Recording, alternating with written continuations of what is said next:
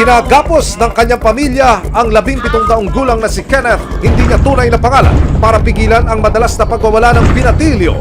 Paliwanag ng Cainta Rizal Municipal Health Office, kailangan pang matignan ng isang espesyalista si Kenneth.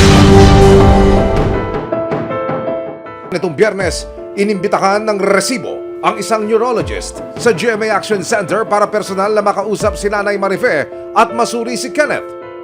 Nang malaman ni Dr. Ko ang medical history ni Kenneth, minsan na palang nagkaroon ng meningitis ang binata. Ano daw pong dahilan nung pagkumbulsyon tsaka pong paglagnat po ni Kenneth nung panahon na yun?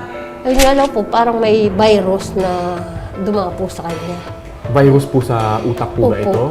Na, yun na nga po meningitis. Naging parang butot balat siya, naging parang ano po niya yung TB meningitis.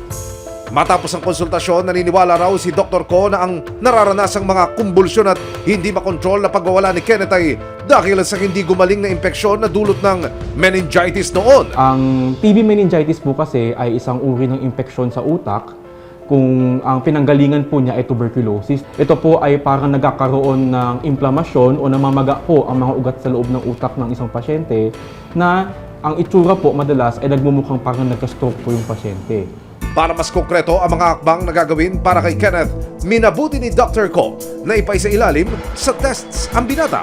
At ang payo naman ni Dr. Ko sa panggagapos ni Nanay Marife. Kung maaari, dahil nakakaintindi po siya nakakausap po natin siya. So maaari nating i-explain po sa kanya, yung mga kinakantsaw po sa kanya sa labas, wag natin bigyan ng pansin, no? Kasi syempre yun po yung nakakakos ng galit sa kanya Para hindi na rin po natin siya kailangang itali.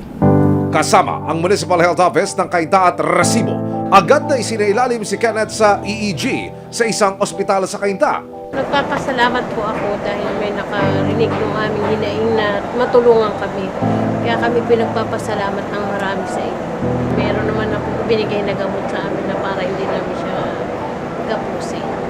Umaasa ang pamilya ni Kenneth na isa na ito sa mga hakbang para kahit papano'y bumuti ang kalagayan ni Kenneth.